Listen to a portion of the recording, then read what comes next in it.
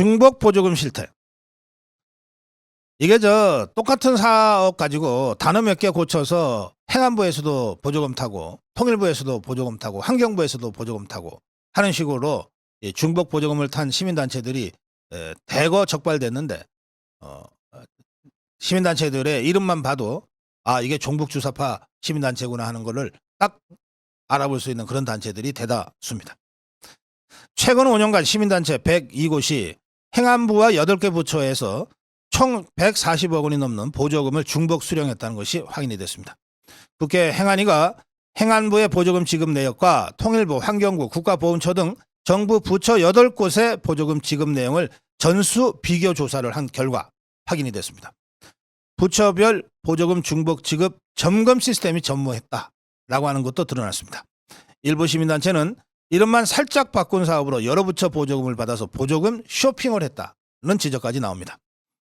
나이스피플이라고 하는 대북 협력 민간단체는 2021년에 행안부에서 비무장지대 통일비전 트립 사업으로 3,100만 원, 그리고 거의 비슷한 대학생 DMZ 동서횡단 통일 아카데미 사업으로 경기도에서 1억 원, 그리고 또 비슷한 사업으로 경부선 통일 아카데미 사업으로 통일부에서 1,100만 원을 받았습니다.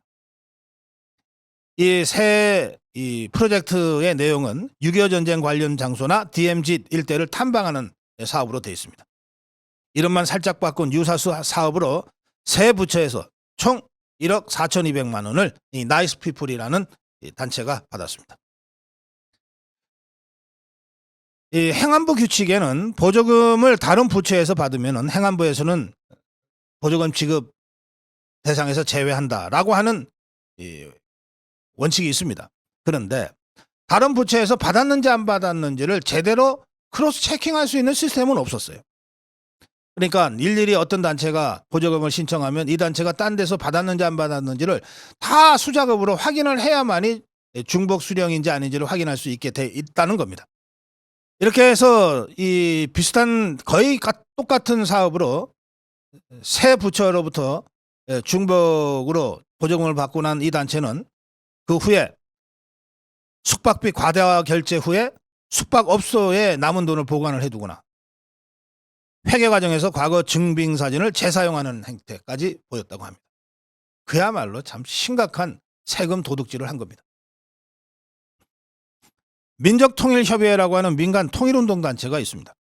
2017년, 2022년 행안부에서 각종 대국민 통일사업 명목으로 1억 6천만 원 받았고 통일부에서도 민간 통일 활성화 지원 명목으로 14억 1천만 원을 수령했습니다. 간 크게 해먹었네요. 주암호 보전협의회, 주암호 보전협의회라는 환경단체는 2020년 행안부에서 이론과 현장을 겸비한 지역 환경 지도자 양성 사업으로 4,100만 원, 또 같은 해 환경부에서 사회 은퇴자 재교육을 통한 환경 전문가 양성 환경 교육 프로그램 운영 명목으로 500만 원, 그리고 시민 참여 수질 보존 활동 명목으로 1,400만 원을 받습니다. 이렇게 2017년, 2022년 문재인 종북주사파 정권 5년간 통일단체 19곳이 행안부에서 27억 원 받고 통일부에서도 유사사업으로 23억 원을 받습니다. 또 이 중 6곳은 유사사업으로 행안부, 통일부, 서울시 등 3곳에서 보조금을 3중 수령한 단체들입니다. 중복 지급이 이루어지는 것은 행안부가 타 부처의 보조금 지급 여부를 제대로 확인하지 않았기 때문인데 수사기관이 단발적으로 중복 지급을 적발해서 환수해 왔지만 환수 금액은 미미합니다. 예컨대 행안부는 광주시를 통해서 5.18 3단체에 매년 보조금을 지급해 왔는데 이들 단체들은 국가보훈처로부터도 국가보훈기본법, 5.18 민주유공자 예우에 관한 법률 등에 따라 중복 보조금을 계속 타오고 있었습니다. 2021년에 광주지검은 5.18 민주유공자 유족회가 국가보훈처와 광주시로부터 5.18 행사 보조금을 중복으로 받아 일부를 다른 용도로 사용한 혐의로 관련자들을 사기, 보조금법 위반, 지방재정법 위반 혐의 등으로 불구속 기소한 바가 있습니다. 회비를 재원으로 삼아야 하는 민간단체들이 정부의 느슨한 감시 속에서 국민 세금인 정부의 눈먼 돈 빼먹기에만 혈안이 돼 있었다. 세금 도둑질에만 혈안이 돼 있었다. 제도의 미비도 미비지만 이런 심각한 모럴 해저드, 단순한 모럴 해저드를 넘어서 목적이 수단을 정당시한다는 종북 주사파들의 이 일종의 변형된 보급 투쟁, 이에 대한 철퇴가 내려져야 한다고 생각합니다. 중국의 여론몰이가 심각하다. 국내 한 조선족 단체에는 지난 4월부터 두 차례에 걸쳐서 후쿠시마 오염수 방류를 왜 저지해야 하는가 주제로 포럼을 열었습니다. 정말 주제 넘은 것들입니다. 현장에서는 후쿠시마 주변에서 동식물 이상 징후가 분명히 나타나고 있다. 일본 현지의 토건 세력이 후쿠시마 주민들의 목소리가 밖으로 나가지 못하게 막고 있다. 핵무기 사용이 가능한 플루토늄 40톤을 숨기려고 원전 폭발 당시 해외 지원을 거부한 일본은 믿을 수 없는 나라다 등 괴담 괴설들이 터져나왔습니다. 이 단체의 대표는 한국 정부의 후쿠시마 시찰단 파견에 대해서도 일본 정부의 방사능 오염수 방류에 대한 면죄부를 주는 굴종 행위다. 이렇게, 그래서 그것 때문에 한국의 정치권과 시민단체들이 반발하고 있다. 이렇게 정부를 비난했습니다. 한 조선족 단체라면 국적은 다 중국입니다. 중국 사람들이 국내에서 이런 괴담 괴설을 퍼뜨리는 이 포럼, 세미나 이것들을 4월 이후 지금까지 두 차례나 해댔다는 겁니다. 만약에 중국에서 중국 공산당을 반대하는 외국인들의 이런 집회가 있었다면 전부 다 지금 감옥에 가서 생사 확인할 수 없을 정도로 엄격하게 지금 수사, 고문 받고 있을 겁니다. 우리 방첩당국은 이 단체의 활동이 오염수 괴담 확산을 위한 중국의 심리공작 중 하나일 가능성이 있다. 그거 보고 지금 주시하고 있습니다. 방첩당국은 후쿠시마 오염수 방류, 사드 배치 등 국내 정치적으로 민감한 현안에 대해 중국이 30곳 넘는 한국 내 유학생 조선족 단체를 활용해 여론을 자국의 유리한 방향으로 끌고 가려는 시도를 감지하고 주시하고 있다고 밝혔습니다. 또 조선족 출신의 한 지방의회 의원, 또 오염수 반대 여론 확산, 영주권자 투표권 제한 반대와 관련해 적극적으로 활동하고 있는 것으로 알려졌습니다. 정부 소식 등은 중국의 공작은 외교 친선 활동이라는 외피를 쓰고 있지만 진짜 의도는 한미동맹을 균열시키고 국론 분열을 부추기려는 것이다. 또 중국 관영 언론들도 편파, 과장 기사를 양산하면서 이런 영향력 공작에 보조를 맞추고 있다고 밝혔습니다. 한미일 안보협력에 반대하고 한미 연합훈련 중단을 요구하는 일부 친야 성향 시민단체의 시위를 과장해 보도하는 것이 대표적이다. 종북 주사파들의 시위를 마치 대한민국 전체 국민의 요구인 것처럼 과장, 왜곡해서 보도를 하죠. 이것들이. 2016년 7월에 사드 배치들을 둘러싼 한중 갈등이 정점에 달했을 당시에는 한국에 있는 화교, 유학생, 언론인 등 100여 명이 모여서 양국 간 우정을 파기할 것이다. 사드 배치가 양국 간, 한중 간 우정을 파기할 것이다. 한국을 화약고로 만드는 행위다. 이런 반대 성명 냈습니다. 작년에 그 비밀경찰서 운영한 혐의로 논란이 됐던 왕모라는 자도 이 100여 명 중에 한 명이었습니다.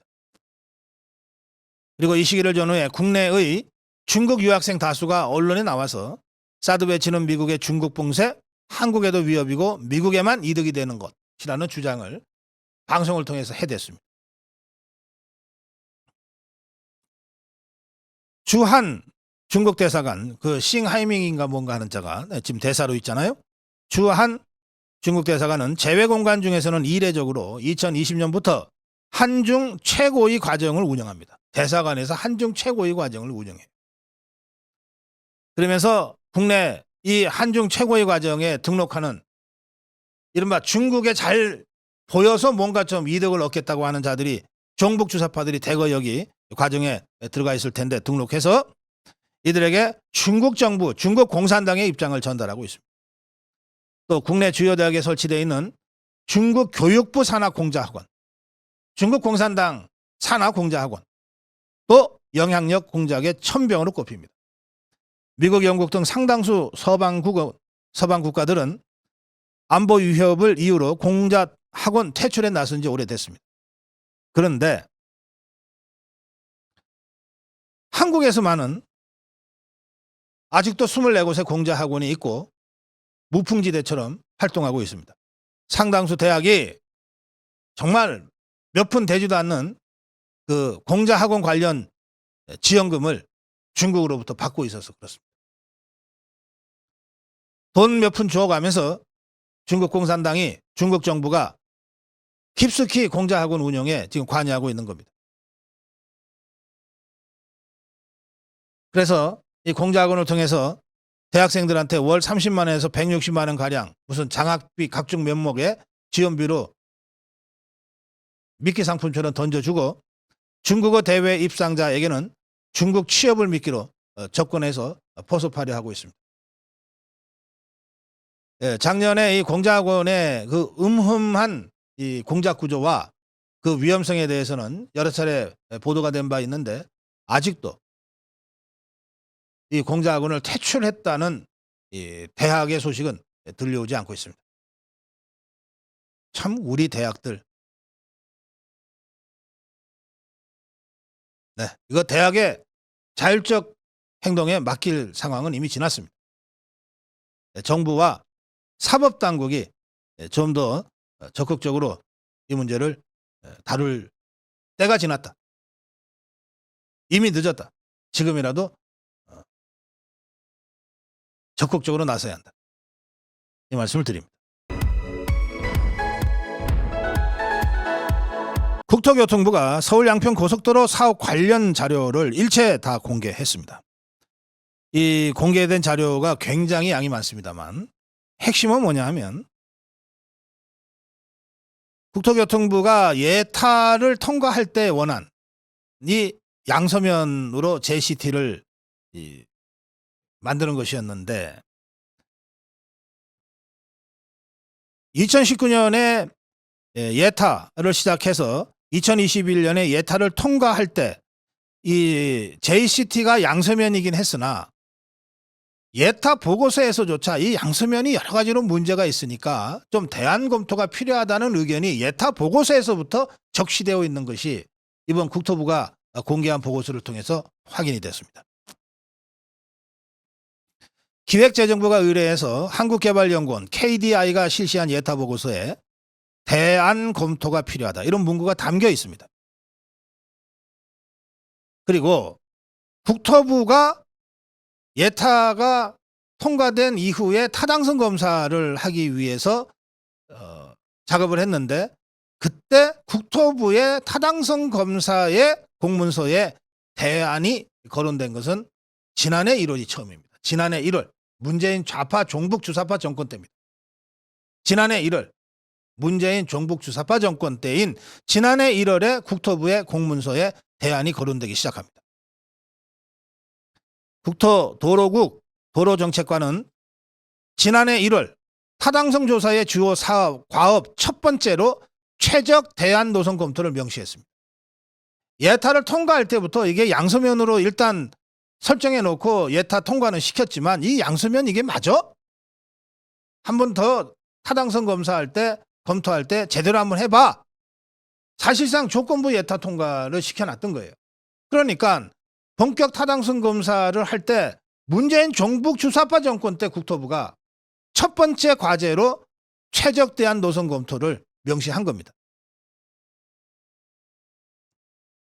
그래서 지난해 1월에 국토부가 조사 영역을 민간업체 동해종합기술공사와 경동엔지니어링에 공동으로 이제 수주를 줬어요. 이들 업체는 대통령 선거가 끝난 직후인 3월 29일부터 타당성 조사에 나섰는데 왜 대통령 선거 때를 기다렸냐? 선거 기간에는 정치적 중립성에 영향을 받을 우려가 있어서 통상 타당성 조사를 진행하지 않는다는 것이 국토부의 설명입니다. 그래서 관례대로 1월에 민간의 조사 용역은 줬지만 용역 사업 실시는 대통령 선거가 끝난 때까지 기다렸다가 3월에 시작한 거예요. 그래서 2달간에 걸쳐서 현장 조사와 문헌 검토 끝에 예타 원안인 양서면이 아니라 지금의 대안 노선인 강상면 JCT 안을 국토부에 처음 보고를 했습니다. 이 대안이 경제성과 환경성은 높고 민원 발생 가능성은 작다, 이런 결론을 내렸고 그것을 보고한 것이 지난해 5월 24일입니다. 원희룡 장관이 국토부 장관에 취임한 지 3일 후입니다. 그리고 이 보고를 근거로 해서 민간 용역 회사의 이 보고를 근거로 해서 지난해 7월부터 국토부는 노선에 대한 의견 수렴을 위해서 양평군, 하남시 등 관계기관과 1차 협의를 하고 그때 양평군이 강화 IC 신설을 포함한 3개 노선을 건의했는데 그 중에 하나가 강화 IC 강상면 JCT라는 이 대안과 아주 유사한 내용으로 이제 보고가 된 거죠. 이 내용을 가지고 국토부는 지난해 10월에 전문가 자문을 진행했고 11월에 자문 결과 등을 담은 타당성 조사 중간 보고를 진행했습니다. 중간 보고서에는 원안은 예타안이라고 썼고 대안은 최적안이라고 명시했습니다. 그리고 국토부는 이제 해를 넘긴 올해 1월에 양평군, 하남시, 산림청, 한국토지주택공사, 한국전력 등 관계기관과 2차 협의하고 2, 3월에 시점부 논의를 추가로 진행한 뒤에 대안을 마련했습니다. 이런 과정을 거쳐서 틀이 잡힌 대안 노선이 지난 5월에 전략 환경 영향 평가를 위한 예타 노선과 검토 중인 대안 노선 복수안이 이렇게 표기가 돼서 평가 항목, 범위 등 결정 내용이 공개되면서 세상에 알려지게 됐습니다. 국토부는 이 2개의 안을 공개하면서 지난달 6월 달에 주민관계 행정기관 의견 수렴을 통한 전략환경영향평가서 초안을 공개하고 당초 지난 19일, 7월 19일까지 주민 공람 절차를 진행하고 있었습니다. 그런데 지난달 6월 말 더불어민주당 종북주사파들이 일제히 특혜 논란을 만들고 괴담, 괴설을 유포하면서 지난 7월 6일 원희룡 장관의 백지화 선언으로 모든 절차가 이 시점에서 중단된 상태입니다. 말씀드린 대로 예타 안에서도 근본적 대안 검토 필요성이 언급이 되고 있습니다. 자세한 내용은 이렇습니다. 주요 쟁점 중 하나가 종점부인 JCT 양평분기점 계획 적정성이라고 하면서 양평 JCT는 수도권 제2순환도로인 화도 양평 구간에 양서터널, 매봉터널 사이 구간을 지나는 교량, 중촌교에 접속하도록 설계가 되어 있는데 이 교량을 확장해서 도로를 갖다 붙이는 게 가능할지 기술적 검토가 필요하고 동시에 이 중촌교 그 주변에 전원주택이 산재한 점을 짚으면서 여기에 JCT를 설치할 때 주거지 침해 관련 민원이 발생할 우려가 있다라고 하는 점을 예타 보고서에 적시해 놨습니다. 자, 이게 무슨 말이냐? 저희가 지지난주에 양평 직접 갔다 오지 않았습니까? 지금 여기서 논란이 되는 것이 예타 안에 나와 있는 양서면에 JCT를 접속할 그 구간입니다. 그 구간이 중촌교 구간이거든요. 우선 그 전진선 양평군수가 지도를 가지고 저하고 대담하면서 설명하는 장면이 있습니다. 그 장면 잠깐 화면으로 같이 보시겠습니다. 예, 저희가 이 전진선 양평군수와 이날 현장을 둘러보면서 영상을 촬영한 것은 저희가 내일 보내드리겠습니다. 영상 원본은 내일 보내드리겠는데 저런 식으로 해서 이제 지도 위에 예타안과 대안 이런 것들을 쭉 설명을 합니다. 거기서 나오는 예타안이라고 하는 것이 바로 양서면의 궁천교에 있는 것이거든요. 지금 그림에서 보시면 초록색 쪽 저기에 이렇게 접속되어 있는 부분이 이제 양서면입니다. 그리고 밑에 빨간 쪽 여기 지금 대안으로 제시한 강화 IC와 강상면 JCT 쪽입니다. 이 밑에 빨간 축과 저 위에 초록색 축으로 연결되는 밑에서 위로 쭉 올라가는 길, 이게 양평 화도 구간의 그 고속도로입니다. 그러니까 이 고속도로와 새로 놓을 서울 양평 고속도로가 어디서 분기점으로 만나야 되느냐를 갖고 지금 논란이 벌어지고 있는 것인데, 예타 아닌 저 초록색 지점을 직접 현장을 저희가 가서 촬영을 했습니다. 한번 보십시오. 저기 사진을 보시면 우선 그 위로 지나가는 그 화도 양평 구간이 이미 이제 나와 있는데 저렇게 높습니다. 저게 높이가 30m 조금 넘는 걸로 되어 있습니다. 저렇게 높은 화도 양평 구간의 그 고속도로에다가 분기점을 놓겠다는 거니까, 저 분기점은 그러면 기술적으로 어떻게 놔야 되냐? 30m 이상 되는 저 다리 밑으로 뭐 다리를 하나 더 놓든지, 아니면 저 30m를 넘어서서 한 40m 가까운 공중에다가 다리를 놓든지, 둘 중에 하나인데 생각해 보십시오. 되게 이미 놓여져 있는 다리 밑으로 공사하는 경우가 없지 않습니까? 그러니까 결국 한 고가 40m 정도 되는 고가 교각을 세우고 JCT를 만들어야 된다는 뜻입니다. 더구나 지금 보시면 저 주변에 중촌교 저 주변에 지금 전원주택들이 한 700여 호 정도가 들어와 있어요. 지금 이 사진에도 보면 이 고속도로 위쪽으로 이렇게 집들이 드문드문 보이잖아요. 저게 다 전원주택들입니다. 이 동네가 700여 호 정도의 전원주택이 밀집해 있는 곳이에요. 서울에서 생활하다가 정말 조용한 시골에서 좀 제2의 인생을 살겠다, 힐링할 위해서 내려왔다고 하는 분들이 다 아주 애프장하고 아기자기한 개성 있는 전원주택들을 지어서 살고 있어요. 그런데 저 위에 이미 30m 가까운 화도 양평 구간의 고속도로가 지나가는 것만으로도 야, 내가 이 꼴 보려고 왔냐라고 불만이 많은데, 여기에 그 위에 40m 가까운 교각을 세워서 저걸 분기점을 만들면 저 지역 주민들이 다 딴 데 가서 살아라는 얘기 아닙니까? 그래서 양서면 주민들이 반대를 아주 격렬하게 하고 있는 겁니다. 통상적으로 뭐 JCT 들어가면 땅값 올라서 좋겠네. 전혀 그렇지 않더라고요. 땅값 오히려 떨어지고 저기에 들어가 있는 전원주택에 사는 분들이 전부 다 이거 들어오면 우리 여기서 못 삽니다 하고 있어요. 현장이 그렇습니다. 이걸 가지고 괴담 개설을 지금 퍼뜨리고 있었던 거예요. 수해 중입니다. 지금도 오늘도 뭐 곳에 따라 많은 비가 내리는 곳이 있습니다. 장마 수해 중입니다. 공무원들은 지방자치단체에 따라서 오늘도 비상근무하는 지방자치단체가 있습니다. 이런 중에 무려 10박 12일간의 유럽 출장을 간 자가 있습니다. 단체장 중에 광주 광역시 강기정이라는 자입니다. 자, 오늘 광주 날씨는 어떤가 한번 보겠습니다. 화요일인 오늘 전국이 대체로 흐리고 비가 내리겠다고 하면서 전라권을 중심으로 시간당 30mm에서 50mm의 돌풍, 천둥 번개를 동반한 매우 강한 비가 내리는 곳도 있겠다. 기상청 예보입니다. 예상 강수량 광주, 전라 많은 곳은 100mm 이상 이렇게 예보되고 있습니다.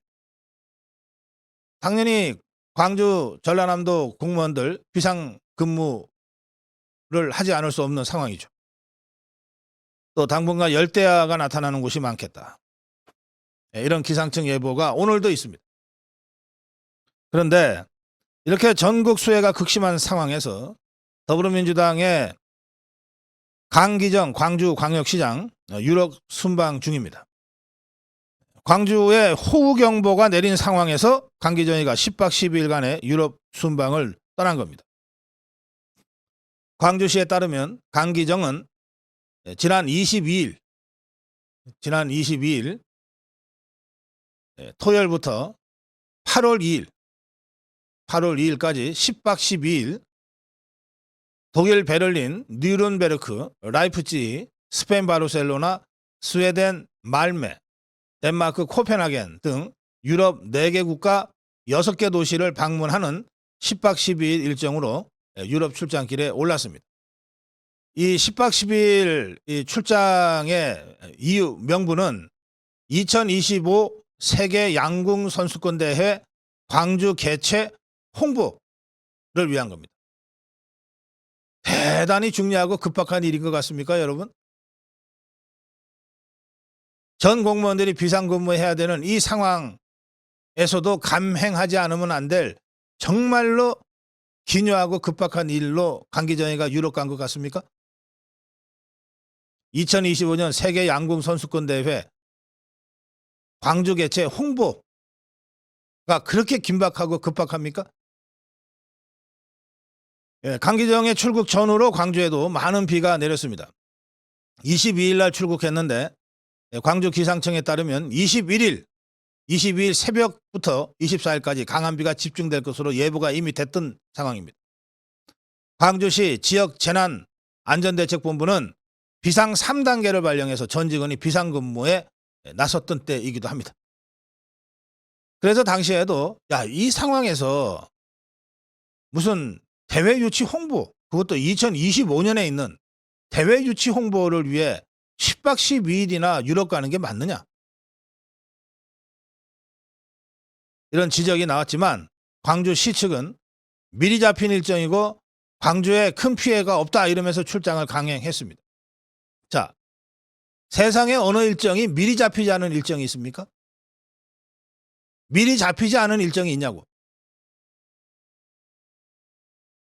저것들, 박병석이, 박정희 하는 이것들, 베트남, 라오스 해외 출장 떠났다가 그것도 환노위원장 박정희까지 포함해서 떠났다가 비난 여론이 더 세지자 급하게 돌아왔는데 그때 이것들도 뭐라고 그랬습니까? 미리 잡힌 일정 때문에 나갔다 이렇게 설명했어요. 아니 세상에 어느 일정이 미리 잡히지 않은 일정이 있습니까? 정치인 이런 정치 지도자들이 아니더라도 우리 같은 일반 서민들도 어디 해외여행 가려면 한 달, 2달 전에 다 일정 잡아요. 한 달, 2달 전에. 때로는 6개월 전에 비행기표 예약해 놓습니다. 조금이라도 싸게 비행기표 살려고. 미리 정해지지 않고 미리 준비되지 않은 그런 일정이 도대체 어디 있어요? 다 미리 잡혔지. 그런데 이렇게 미리 잡힌 일정까지도 취소하거나 포기해야 될 만큼 긴박하고 급박한 상황이 있는 거예요. 지금이 바로 그런 때입니다. 광주에 큰 피해가 없다? 광주가 상대적으로 다른 지역에 비해서 피해가 크지 않아서 정말 다행입니다. 그러나 폭우가 예상되는 상황이고 안전사고라고 하는 것은 순간의 방심으로 대형 참사가 빚어지곤 하는 겁니다. 그런데 이런 상황에서 기관장이 장기간 10박 12일 장기간 자리를 비우는 건 이건 말도 안 되는 결정이죠. 또 이미 광주에도 비 피해가 생겨서 누적된 피해가 적지 않고 집중호우가 예견되어 있었어요. 떠나지 말았어야 됐고 이미 갔다면 지금이라도 조기 귀국해야 된다고 생각합니다. 그랬던 자들이 윤석열 대통령한테 뭐라 그랬습니까? 우크라이나 그것도 집중호우가 내리기 전에 출발을 했는데 대통령이 엄청난 위험을 무릅쓰고 전장터를 갔다 왔는데 그때 이것들이 뭐라 그랬습니까? 수해 중에 꼭 우크라이나에 가야 했느냐? 광주와 대구는 무슨 달빛 동맹인지 뭔지 그런 거 하면서 서로 교류를 많이 합니다. 달빛의 달은 달구벌, 옛날 대구 달구벌의 이름의 달. 빛은 광주가 빛광자를 써서 빛에서 달빛 동맹 하는데 대구의 홍준표는 수재 중에 1시간 골프 쳤다가 지금 당에 징계받고 있어요. 어제 보니까 뭐 봉사활동도 하고 다니더라고요. 그런데 광주의 강기정이는 당에 어떠한 제지도 받지 않고 이 와중에 10박 12일 유럽을 가고 있어요. 세계 양궁 선수권 대회 광주 개최가 얼마나 큰 중요한 행사인지는 모르겠으나 이게 2025년입니다. 베를린, 뉘른베르크, 라이프치히가 왜 이 양궁과 그렇게 긴밀한 관계가 있는 도시인지 저는 잘 모르겠어요. 스웨덴 말매가 양궁과 무슨 관계가 있는지 잘 모르겠어요. 이자 말이죠. 10박 12일간의 이번 출장 일정 샅샅이 조사해서 양궁 핑계로 놀러 갔다 온 곳은 아닌지 제대로 짚어봐야 될 것 같습니다.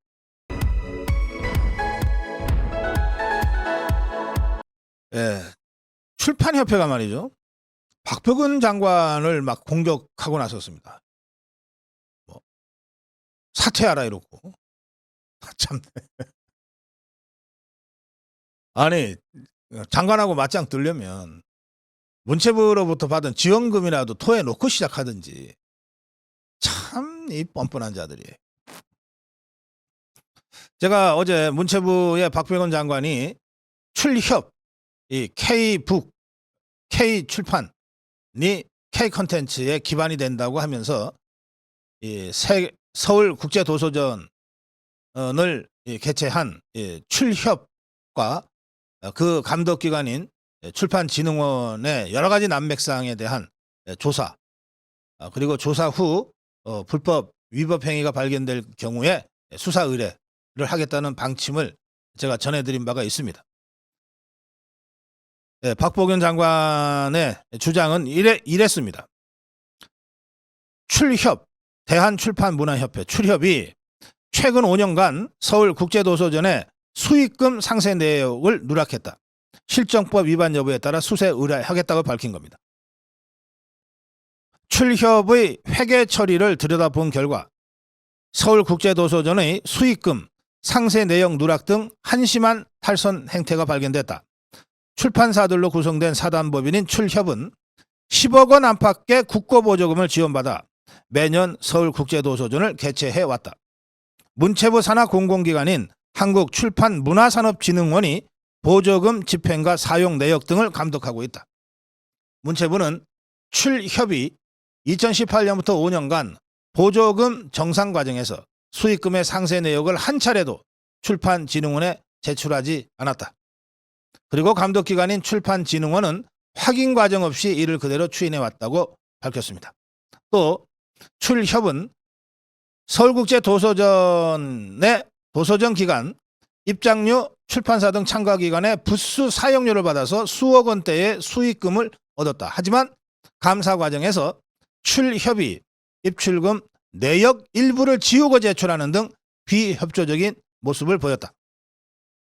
그러면서 박보균 장관은 이런 의혹 뒤에 출협과 출판진흥원 간 묵시적 단합이 있었는지 이권 카르텔적 요인이 작동했는지를 면밀히 추적할 것이다.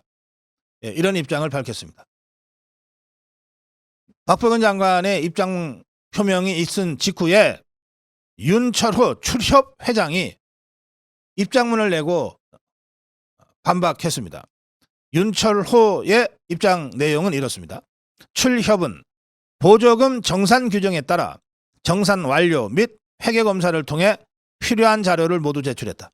정산 완료 확정 통보 공문을 한국출판문화산업진흥원으로부터 수령했다. 이거 이미 박보균 장관이 얘기한 거 아닙니까? 감독기관인 진흥원이 제대로 된 정산 확인도 없이 그동안 그대로 추인했다는 거 아니에요. 그러니까 추인장은 줬겠지. 윤철호 이자는 진흥원에 필요한 자료를 모두 제출했고 정산 완료 확정 통보 공문을 진흥원으로부터 수령했다고 밝힌 거예요.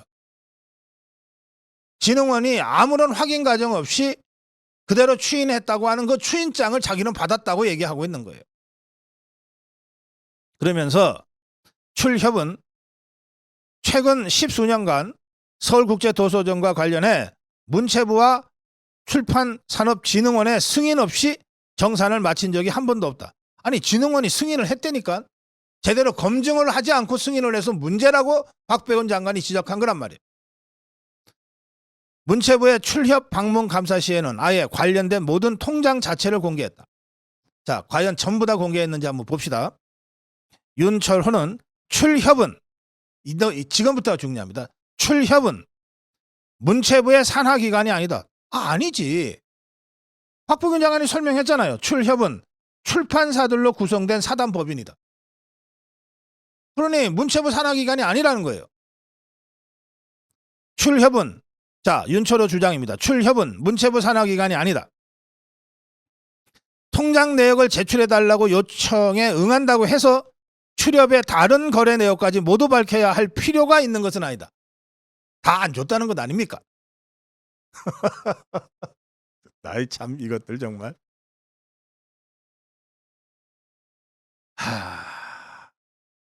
참 잔대가리들.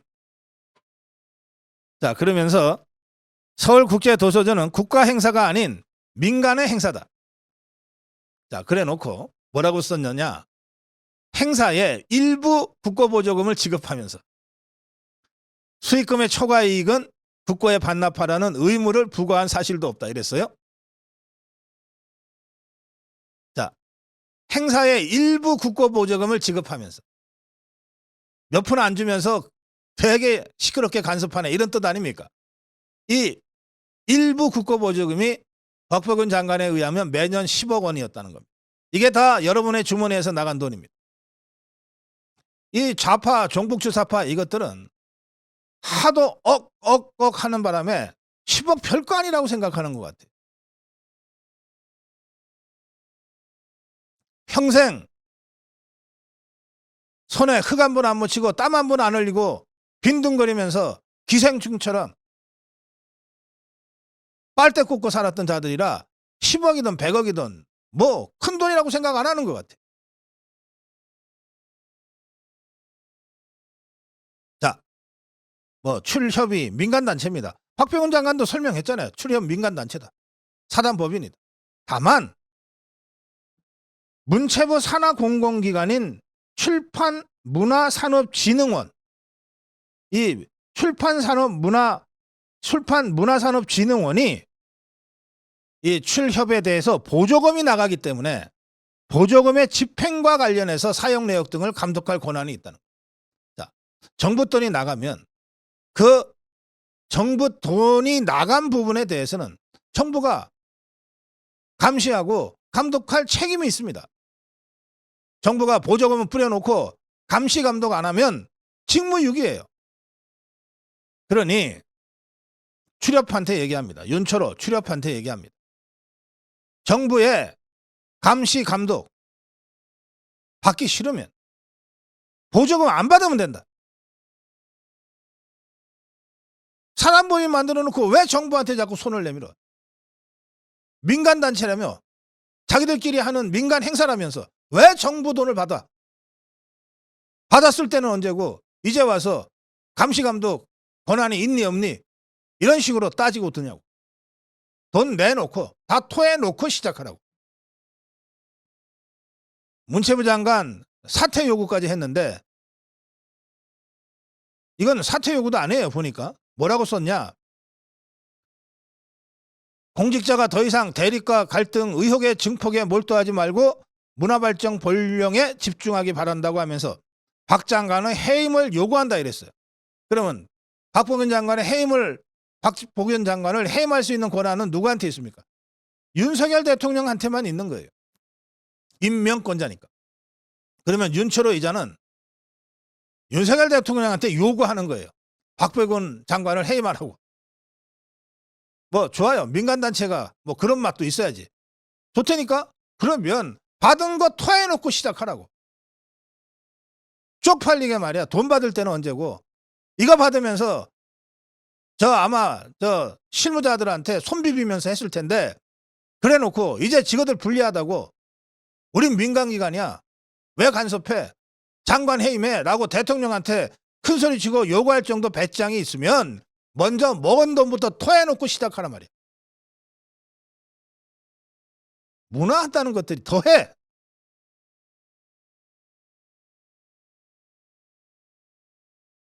네, 박병근 장관이 진짜 저 종북 주사파들이 처처히 켜켜이 쌓아놓은 이 좌파 문화진지, 종북 주사파 문화진지와의 전면전을 시작하는 것 같습니다.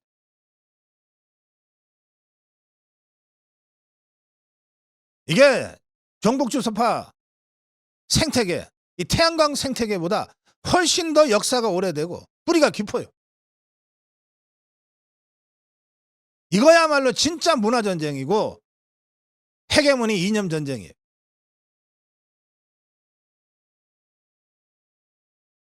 고성TV 시청자 여러분과 자유파 국민 여러분, 박병근 장관이 시작한 저 종북 주사파들의 문화진지에 대한 전면적인 투쟁에 여러분들 관심 가지시고 힘을 모아주시기 바랍니다.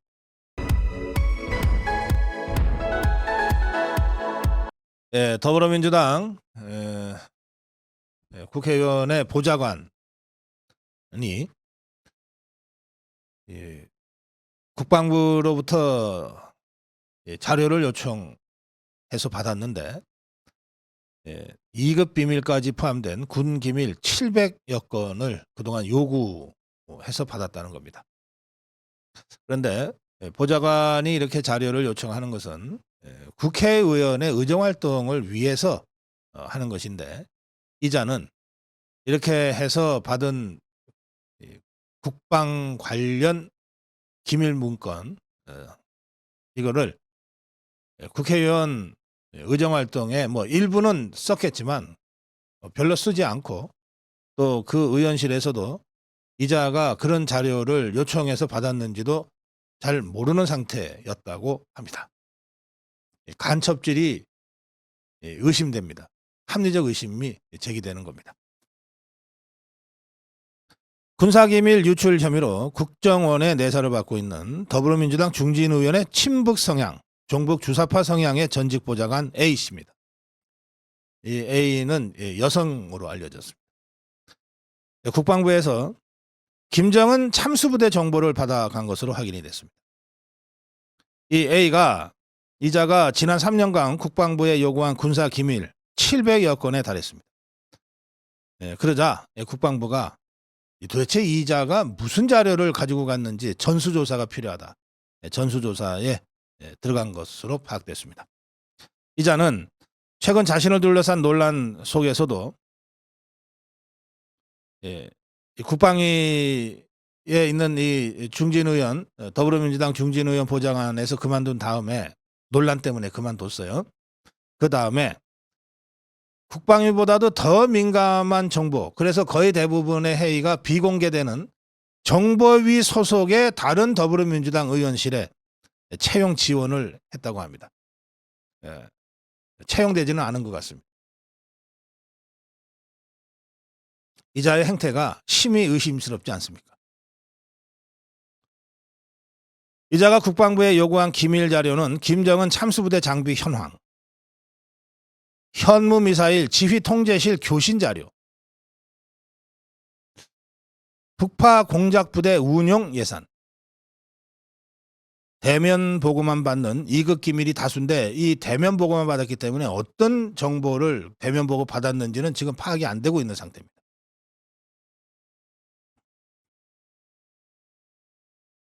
북한의 지도부 제거, 김정은 제거를 목적으로 창설된 김정은 참수부대의 규모, 장비 현황, 여러분들 들어보신 적 있습니까?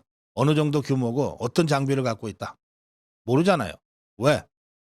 공개된 적이 없는 군사기밀이니까. 그런데 이 자료를 이자가 받아간 겁니다. 그런데 이 참수부대 장비 현황을 이자는 의원한테 보고하지 않았다고 합니다. 국방위 질의자료로도 사용하지 않았다고 합니다. 의원실에서는 이자가 이런 자료를 국방부로부터 제출받은 사실도 몰랐다고 합니다. 몰래 군사기밀 도둑질 한 겁니다. 보좌관의 신분을 이용해서. 이자는 종북 주사파 운동권 출신이고 대학 때부터 민노당 활동을 했다고 하는데, 그런가 하면 종북 주사파 성향의 매체 기자로 일했다고도 합니다. 또 여기서 쓴 다수의 그 글들을 보면 초등학생을 비롯해 우리 국민들은 김정은 위원장에 대한 호감도가 급성장하고 있다, 이런 김정은 찬양글도 다수 쓴 것으로 확인이 되고 있습니다. 이자는 북파 공작 부대 운영 예산 같은 민감한 기밀도 요구했다고 합니다. 북파 공작 부대 운영, 이거는 이 존재 자체가 군사기밀에 해당되는 기밀입니다. 이런 걸 요구했다는 거예요. 이 이자에 대해서 민주당의 보좌진들 사이에서도, 이게 서로 보좌진들 사이에서는 누가 어떤 자료를 요구했다, 뭐 어디에 관심이 많다는 걸 이렇게 알 수밖에 없거든요. 자연스럽게. 보좌진들 사이에서도 야, 저 친구 저 상임위 질의 자료로 쓰지도 않으면서 그 민감한 자료를 너무 많이 요구하는 거 아니야? 라고 하는 논란이 불거졌다고 하는데, 이게 이석기 때도 이런 논란이 불거졌습니다. 이석기가 국방위도 아니면서 온갖 국방위 관련, 국방부 관련 자료들을 요구하고 이것을 수상하게 여겨서 당시 수사기관이 내사하고 그랬던 적이 있습니다. 이자의 이 기밀 자료 요구 내용은 국회 시스템에 다 기록이 되어 있습니다. 그런데 문제는 국회 시스템에 기록이 남지 않는 2급 기밀 자료들입니다. 이 2급 기밀 자료는 2급 비밀 취급 인가를 받은 자만이 볼 수 있는데, 이자는 국방위 소속의 보좌관이니까 아마 그 신분을 이용해서 2급 비밀 취급 인가까지 받은 것 같아요. 그렇게 해서 2급 비밀을 요구하면 국방부에서 안 갖다 줄 수가 없거든요. 다만 2급 기밀은 대면 보고나 구두 보고만을 통해서 한다. 자료를 그냥 보내주지 않는다. 워낙 중요한 기밀들이기 때문에 대면 구두 보고를 통해서만 보고한다. 그래서 상급 기밀, 3급 기밀 경우에는 보고할 때 메모가 가능하지만 2급 기밀부터는 국회의원들도 보고를 받기 전에 유출금지 서명을 하고 또 국회의원도 메모를 하지 않는 규칙이 있다는 겁니다. 눈으로만 열람이 가능하고 그리고 다시 가져간다는 거예요. 그런데 A 이자는 대면 보고 과정에서 2급 기밀 대면 보고 과정에서 자료들을 메모하고 사진을 찍으려고 했다가 제지를 당한 것으로 알려졌습니다. 대놓고 간첩질 하려고 했던 건가 싶으네요. 국방부는 이자가 3년간 국방부에 요청한 민감한 자료가 2급 기밀을 포함해 700여 건이 되는 것으로 파악하고 자료 반출 과정에 위법이 없었는지 자체 조사에 들어갔다고 합니다. 또 이자는 국정원 내사 사실이 알려져서 의원실에서 해고가 됐는데 지난 3월에, 그리고 난 다음에 최근 국회 정보위 소속 다른 민주당 의원실에 채용 면접을 봤다고 합니다. 정보위는 아까도 말씀드린 대로 국방위보다 더 민감한 국정원 대북보고, 대북 정보를 다루는 상임입니다. 그래서 회의 자체가 비공개를 할 정도로 엄격한데 여기에 보좌관으로 들어가겠다고 채용 면접을 봤다는 겁니다. 채용은 되지 않았는데, 이 A라는 자, 이자의 남편은 통진당 출신, 이석기의 통진당 그 출신이고 2018년에 주한미군 철수를 공약으로 지방선거에 출마했고 2021년에는 국보법 위반 혐의로 기소되기도 한 자입니다. 국정원은 보좌관 했던 이 A라는 자가 자기 남편을 통해서 군사기밀을 유출했을 가능성에 대해서도 조사하고 있는 것으로 알려졌습니다. 곳곳에 간첩들이 침투해 있는 것은 뭐 주지의 사실입니다만, 이 A라는 자의 행적이 예전 이석기라는 자의 행적과 매우 유사하고 또 뿌리가 같은 것으로 짐작이 되기 때문에 이건 단순히 좀 이상하다 수준을 넘어서 대공 방첩 사건 차원에서 제대로 된 수사가 이루어져야 된다고 생각합니다. 교권 붕괴, 정교조 책임이 크다. 이 정교조의 정교조는 노동조합입니다. 강령과 규약이 있어요. 여기 보면 제1장 총칙의 1 노동자의 정치 세력화를 제일 먼저 내세웠습니다. 정교조, 교사노조인데 노동자의 정치 세력화가 첫 번째입니다. 두 번째는 민족 자주성 확립입니다. 그리고 분단된 조국의 평화적 통일입니다. 그야말로 정치 강령, 이념 강령을 가장 먼저 내세우고 있는 것이 정교조입니다.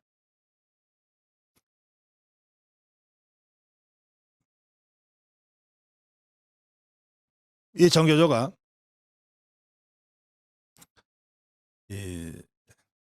선언, 정교조 선언이라고 하는 걸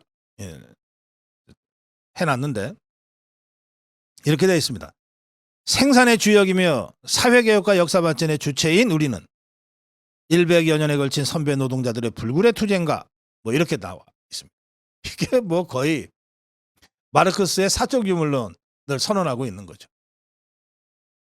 표현은 실정법이나 국가보안법에 걸리지 않아야 되니까 표현은 아주 애매모호하게 뭉뚱그려서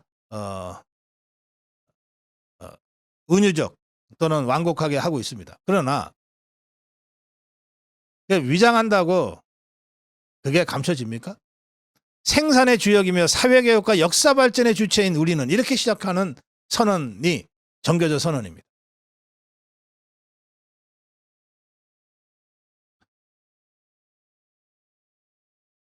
이 강령은 이렇습니다.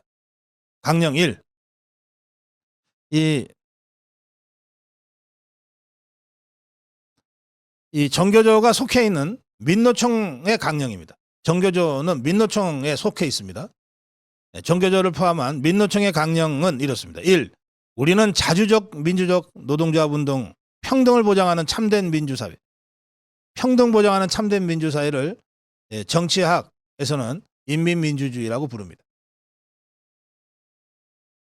아주 조심해서 실정법 위반을 교묘하게 피해가면서 쓴 강령이나 자신들의 생각을 표현해야 되기 때문에 어쩔 수 없이 그 본질이 드러나고 있어요. 2는 노동자의 정치 세력화를 실현하고 분단된 조국의 평화적 통일을 실현한다 되어 있습니다. 아니 노조가 그래봤자 노조 아닙니까? 민노총이든 정교조든. 노조의 강령이 자주적 정치 세력화, 조국의 평화적 통일, 이건 전위정당이나 하는 얘기들이에요. 정당이 할 강령들을 이것들이 갖고 있는 겁니다. 4번에는 공동결정에 기초한 경영 참가 확대, 사실상 소비에트 건설을 하겠다는 뜻이죠. 5번에는 모든 형태의 차별을 철폐하고 이렇게 되어 있습니다. 이게 공산당 선언에 나오는 표현입니다. 6번에는 독점 자본에 대한 규제를 강화하고 중소기업과 농업을 보호하며 사회보장, 주택, 교육, 의료, 세제, 재정, 물가, 금융, 토지, 환경, 교육 등과 관련한 교통 등과 관련한 정책과 제도를 개혁한다. 이게 정당이지 노조입니까? 이게 민노총 강령이에요. 전쟁과 핵무기 위협에 맞서 항구적인 평화, 세계 평화를 구현한다. 여러분, 민노총 노조라고 보시면 안 됩니다. 적어도 강령이라고 하는 것은 그 조직의 의지를 집약적으로 표현 선언하는 것 아닙니까? 이게 노조입니까? 정당이지. 그것도 종북 주사파 전위정당이지. 이 민노총이나 이 정교조가 바로 그런 정치단체인 거예요. 겉으로는 뭐 노조로 꾸미고 있지만 실제로는 종북 주사파의 이념에 물들어 있는 정치 투쟁단체들인 겁니다. 이 정교조가 참교육 실천 강령이라고 하는 것을 따로 발표했습니다. 여기 보면 2. 우리는 민족의 자주성 확보와 평화 통일을 앞당기기 위한 교육을 실천한다. 이렇게 선언되어 있으니까 허구한 날 북한 찬양 교육을 현장에서 하는 거예요. 창교육 실천 강령은 정교조 교사들이 현장에서 이렇게 교육하라는 강령이에요. 3. 민주주의 완성과 생활화를 지향한다. 인민민주주의 완성, 양성평등교육, 인권교육 전부 이런 식으로 되어 있으니까 학생인권조례라고 하는 게 마침내 만들어지는 겁니다. 이 창교육 실천 강령은 2002년에 제정됐습니다. 그리고 나서 8년 후에 학생인권조례가 만들어집니다. 그때로부터 현장의 교권은 무너지기 시작한 거예요. 본격적으로 무너지기 시작한 거예요. 교권 침해와 관련돼서 제대로 진단해야만이 제대로 처방할 수 있습니다. 뭐 여러 가지 요인이 당연히 있겠죠. 그렇다고 해서 그중에 핵심 요인을 빼고 전교조와 민노총, 전교조가 속해 있는 민노총에 이 종북주사파 이념투쟁, 기존 질서를 모두 뒤집었겠다고 하는 정치투쟁 전략을 빼놓고 교권 붕괴를 얘기해서는 답이 안 나온다 이겁니다. 이런 점을 전제하고 여러분들 이 교권 붕괴 현장, 제가 지금 구체적인 사례를 계속 전해드리고 있는데 이거 여러분들이 정말 그 현장의 현장감을 여러분들이 아셔야 교권 붕괴가 어느 정도 심각한 건지 여러분들이 체감하실 수 있어서 그렇습니다. 초등학교 교사 A씨 학기 초부터 한 학부모로부터 이런 전화를 받았어요. 누구누구 한약, 자기 이 애 이름 얘기하면서 뭐 철수와 영이라고 할까요? 철수 한약 보낼 테니 대원 먹여라. 이걸 학부모가 담임 교사한테, 초등학교 교사한테 전화로 얘기하는 거예요. 철수 한약 보낼 테니 대원 먹여라. 돈을 보내니까 수영 교육할 때 모자 사서 씌워줘라.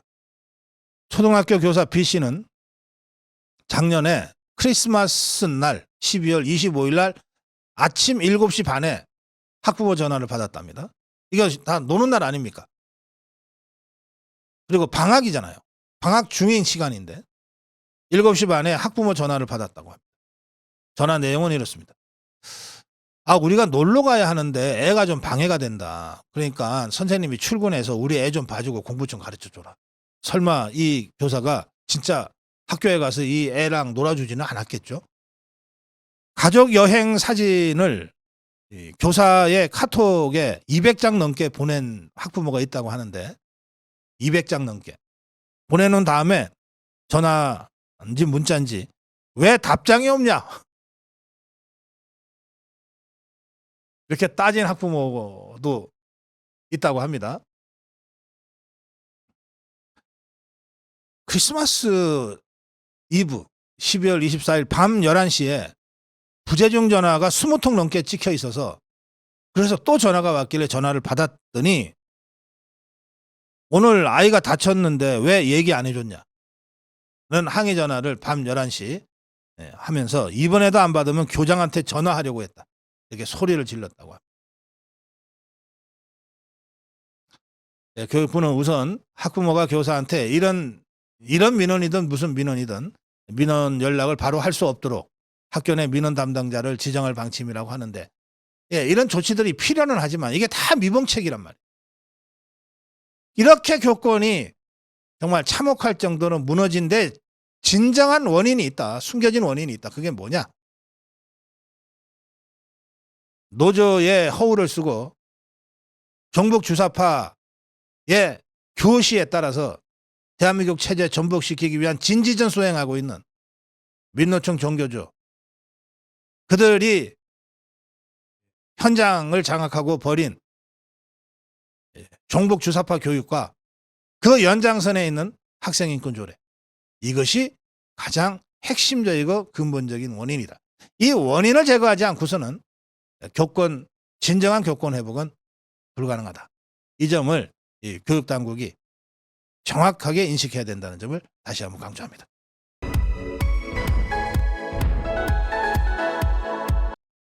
출협의 윤철호를 엄중 수사하라. 제가 어제 문체부의 조용한 전쟁을 소개해 드렸습니다. 조용한 전쟁, 그러나 가장 치열한 전쟁, 문화전쟁이 시작됐다. 그러면서 박보균 문체부 장관이 출협 그리고 출판진흥원을 상대로 하는 감사의 내용에 대해서 전해드렸습니다. 문체부의 그 입장 표명이 있은 직후에 출협의 윤철호라는 자가 택도 아닌 반박을 했다는 내용까지 제가 전해드렸어요. 전해드렸는데 이 출협 윤철호의 반박 입장문이 발표된 후 문체부가 다시 입장 발표를 했습니다. 문체부의 입장 발표는 이렇습니다. 서울국제도서전 감사에 대한 출협 윤철호 회장의 교묘한 왜곡과 변명, 책임 회피에 대하여 라고 하는 입장문입니다. 문체부의 이번 감사는 K북, K출판의 도약을 위해 출판정책 수행기관의 실태와 역량을 점검하는 과정에서 새롭게 드러난 서울국제도서전의 운영회계 의혹과 불투명함, 허술함의 실체를 확인하고 진실 추적에 나선 것이다. 이번 감사는 윤철호의 어이없는 독선과 폐쇄적 행태로 인해 도서전과 관련한 출협 전체 회원사의 명예와 평판이 더 이상 손상되어서는 안 된다는 판단에 따른 것이다. 이미 2021년 출판진흥원 노조가 서울국제도서전의 수익금에 대한 의혹을 제기하여 조사가 진행된 바 있다. 그 결과 국고보조금 집행관리에 부적정한 점이 발견되어서 작년 12월 도서전 개최 지원 예산에 대한 재정산, 5년치 재정산을 요구받은 바 있는 등 윤철호가 주도하는 도서전을 둘러싼 회계 논란은 출판계의 만성적인 개탄과 의심의 대상이었다. 감사는 현재 정밀하게 진행 중이며 지금까지 밝혀진 내용은 다음과 같다. 1. 수익금을 자부담 항목으로 규모를 크게 축소해 보고했다. 도서전 기간 동안 입장료와 부스 사용료 등을 통해 거액의 수익금이 발생했는데 윤철호는 2018년, 2019년 도서전 개최 후 사업 결과 보고하면서 사업 수행에 따라 발생한 수익금을 마치 자체 예산으로 조달한 것처럼 자부담 항목으로 보고했다. 그러나 이 예산은 자부담이 아니고 사업 수행에 따른 수익금이었다. 그리고 이 금액도 크게 축소 보고한 것으로 확인됐다. 2. 통장을 블라인드로 처리해서 제출했다. 문체부는 2018년, 2022년까지 도서전 각종 수익금 내역을 확인하기 위해 통장 제출을 요구했는데 이는 수익금이 투명하게 관리되고 정확히 쓰였는지를 파악하기 위한 감사의 출발점이다. 그러나 출협은 윤철호는 입금 내역을 알 수 없게 통장의 많은 부분을 블라인드 처리를 한 상태로 사본을 제출하는 등 고의적 방해와 비협조 태도를 보였다. 이에 문체부 간섭팀은 현장 조사를 실시했고 통장 원본을 확보해서 통장 원본과 출협이 앞서 제출한 통장 사본을 비교 대조하는 작업에 들어갔다. 그 결과 블라인드 처리 부분의 일부를 확인했고 도서전의 해외 참가사들이 납부한 참가비 등 수억 원대의 입금 내역들이 알아볼 수 없게 지워져 처리되어 있었음을 확인했다. 이런 어처구니 없고 무모한 블라인드 처리가 윤철호의 독단적 지시에 따른 것인지 단순한 제출 회피인지 의도와 속셈이 무엇인지를 추적 중이다. 3. 수익금의 초과이익 반납은 법적 의무다. 수익금의 초과이익 반납, 수익금 상세 내역 보고 의무가 없다는 윤철호의 주장은 이게 어제 윤철호가 입장문에서 주장한 거거든요. 이것은 보조금 관련 규정을 외면 묵살하는 것이다.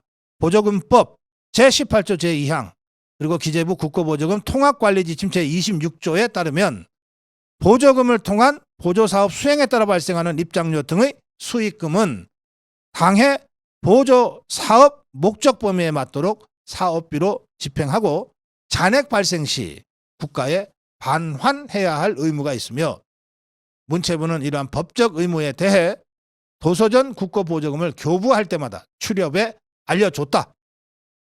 4.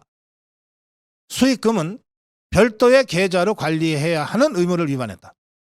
국고보조금 사업을 추진하면서 수익금이 발생할 경우에는 보조금법 제34조 기획재정부 국고보조금 통합관리지침 제20조에 따라 별도의 계좌를 개설해야 한다. 수익금 회계를 투명하게 관리하기 위한 기본 조건이다. 그러나 윤초로는 도서전 수익금과 기관 운영비를 같은 계좌에 함께 집어넣어 혼용해서 사용했다. 당연히 도서전의 수익과 사용 내역이 선명하지 않고 혼란스럽게 됐다. 이 같은 혼용 계좌 운영이 의도적인 것인지 실수인지를 살펴보고 있다. 윤초로는 사태의 교묘한 왜곡과 책임 회피에서 벗어나 문체부의 정당한 감사에 지금부터라도 적극 협조하라. 이런 문체부의 입장이 나왔습니다. 지금까지 밝혀진 것만도 이렇다라고 지금 문체부가 입장문을 발표했고, 이후에 감사가 진행되는 데 따라서 더 많은 의혹과 범죄 혐의들이 드러날 것으로 보이는데, 저는요 지금까지 드러난 것만으로도 보조금법 위반 혐의가 있다고 저는 생각합니다. 따라서 문체부의 감사를 기다려서 수사를 할 수도 있지만, 문체부의 감사와 동시에 강제 수사에 들어가는 것도 적극 검토해 볼 만한 상황이다, 이렇게 생각합니다. 윤초로에 대한 적극적인 강제 수사를 적극 검토하라, 제 주장을 제가 이렇게 정리합니다.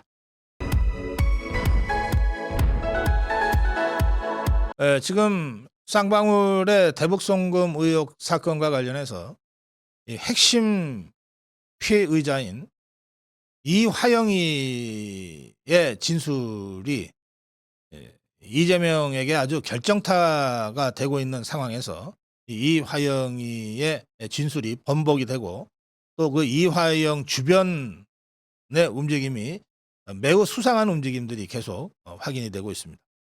이화영 주변에서 생기는 회개한 일들,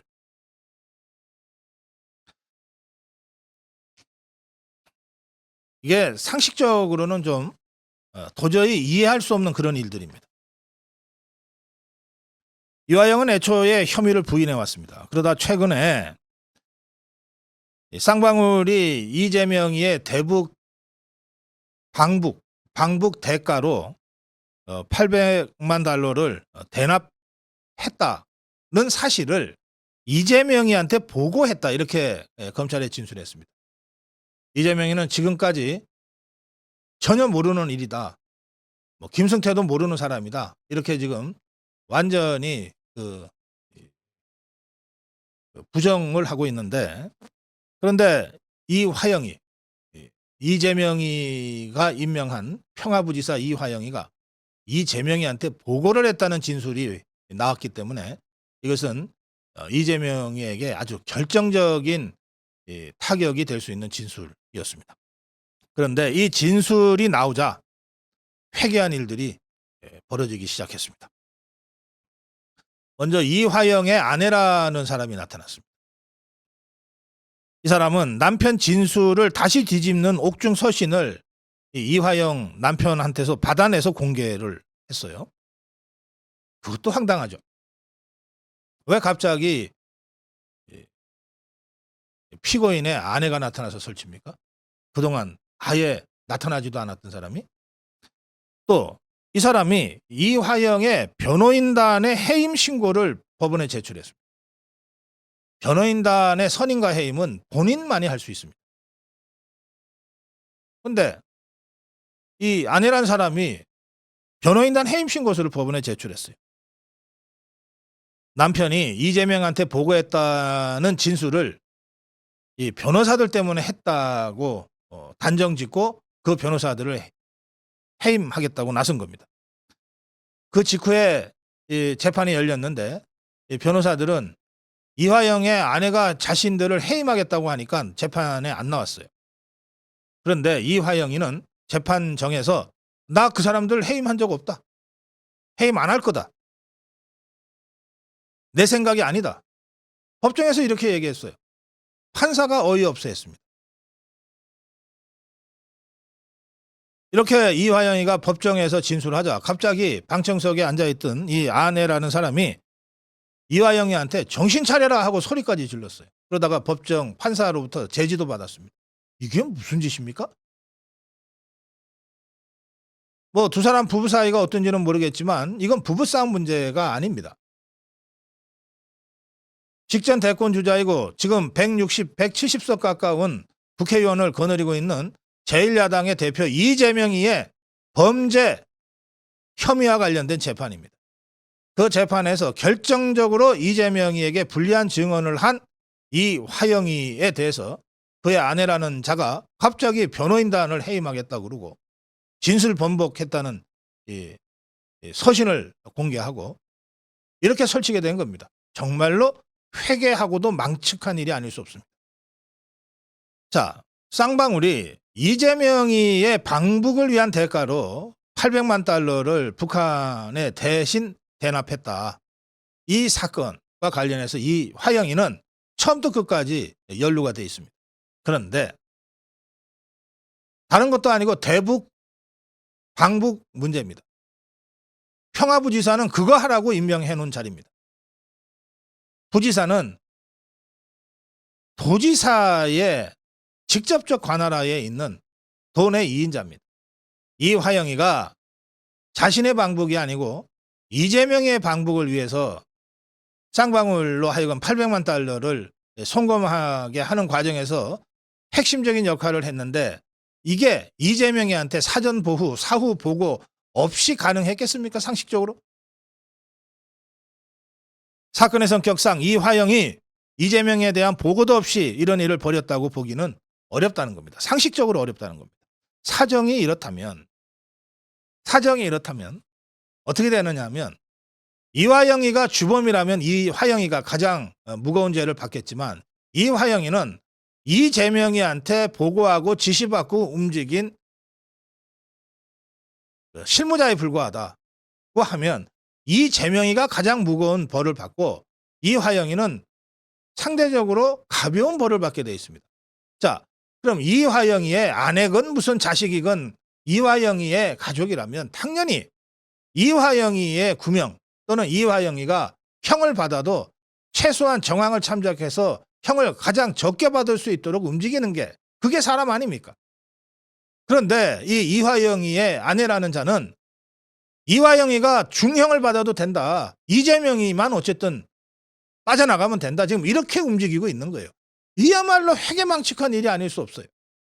이재명이랑 이 이화영의 아내라는 사람이 무슨 관계인지는 제가 모르겠습니다만 이게 도대체 상식적으로 있을 수 있는 일입니까? 여기에다가 민주당도 이화영이의 진술이 나오자 이거 협박받아서 이렇게 진술한 것이다. 조작한 것이다 라고 설치고 나섰습니다. 지금까지는 가만히 있다가. 그런데 이화영이는 작년 9월에 구속된 뒤에 가족, 지인들하고 50차례 이상 면회를 했어요. 또 국회의원들이 더불어민주당 국회의원들이 7번이나 특별 면회를 했습니다. 그리고 구치소에서 변호인 접견만 180여 차례 했습니다. 거의 매일 했다는 겁니다. 그리고 특별 조사 과정에 검찰의 조사 과정에 거의 대부분 변호인이 참여했어요. 만약에 검찰의 회유와 조작, 더불어민주당의 주장대로 검찰의 회유와 조작이 있었다면 180번의 변호사 접견, 7차례의 더불어민주당 소속 국회의원들과의 특별 면회, 50여 차례의 가족 지인과의 면회 과정에서 왜 단 한마디도 나오지 않았을까요? 이재명이는 이화영이의 진술이 바뀌어서 자신에게 결정적으로 불리한 진술이 나오자 그 직후에 검찰이 정치하는 것 같다고 또 한마디 했어요. 그리고 더불어민주당 의원들은 검찰청을 찾아가 연좌 시위를 벌입니다. 이재명의 이 한마디가 떨어지자. 그리고 이재명 지지자들, 개딸들은 이화영이 수감된 구치소에 편지도 보내고 영치금도 보내자 이러면서 이화영이의 수용번호와 계좌번호를 퍼뜨리고 있습니다. 개딸들이 열심히 편지 써서 이재명 대표를 지켜달라, 힘내라, 이런 식으로 거의 격려를 위장한 협박성 편지를 보내고 영치금도 보내주는 식으로 압박해서 끌고 가자, 뭐 이런 것 같습니다. 민주당 의원 5명은 최근에 이 화영이를 특별 면회하겠다고 신청했어요. 그런데 거부당했어요. 같은 당입니다. 얼마 전까지 형하하면서 다니던 이자들이 면회를 하겠다 그러는데 이 화영이가 거부한 겁니다. 한동훈 장관은 이 상황을 최악의 사법 방해라고 국회에서 답변 과정에서 규정했습니다. 만약에 한동훈 장관의 주장대로 이것이 최악의 사법 방해라고 한다면 그 사법 방해의 배후가 누구겠습니까? 이재명이 말고 다른 누가 있겠습니까? 거짓말을 덮기 위해서 더 큰 거짓말이 동원되듯이 범죄를 덮기 위해서는 더 큰 범죄가 저질러지는 겁니다. 이 사안은 사법부의 근간을 흔들 수 있는 매우 심각한 사안으로 지금 변질되고 있습니다. 이 사안에 대한 더 엄정한 검찰의 후속 조치가 필요하다고 생각합니다. 검찰은 이재명의 측근들을 연달아 조사하고 이재명에 대한 구속영장을 다음 달 초 이재명을 소환한 직후에 청구하는 쪽으로 방향을 잡고 움직이고 있습니다. 이제 변주 울리는 주변인들에 대한 수사는 대개 마무리가 되어가고 있는 것 같습니다. 검찰과 이재명 간의 맞짱 대결이 다가오고 있다. 상황은 지금 더 심각해지고 있는 겁니다. 재판 지연 전술의 철퇴를 제가 이 문제 지금 3일째 논평하고 있습니다. 제가 간첩들한테는 집중 심리를 적용해야 된다는 주장도 한 바가 있습니다. 조선일보가 이 문제를 다시 사설로 주장하고 있는데 최근에 민변 변호사들이 변호를 맡은 국가보안법 위반 사건 6건이 각종 시간 끌기 작전으로 공판이 지연되면서 간첩 혐의 피고인들이 구속기간 만료 6개월, 구속기간 만료로 줄줄이 풀려나고 있다는 겁니다. 사건 담당 변호사 6건의 사건 담당 변호사 40여 명이 선임되어 있는데 그중에 30여 명이 민변 소속 변호사라고 합니다.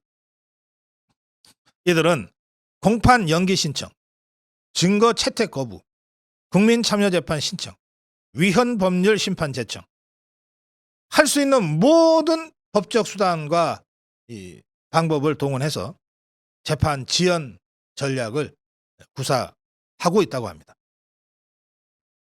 통상 간첩 사건은 구속 기한인 6개월이 지나면은 구속기간 만료로 풀어줘야 되기 때문에 이 6개월 안에 1심 재판을 마무리해서 유죄하면 감옥에 보내고 그리고 나서 2심, 3심은 구속된 상태니까 뭐 조금 여유 있게 한다든지 하게 되는데 그렇게 하는 이유는 간단합니다. 구속기간이 만료가 돼서 1심이 끝나기도 전에 구속기간이 만료가 돼서 풀어주게 되면 그 순간 이 간첩들이 다른 간첩들하고 접촉하거나 증거를 인멸하는 것을 막을 방법이 없다는 거예요. 그 간첩이 재판받다가 6개월이 지나서 풀려났는데 가만히 집에서 근신하고 있겠습니까?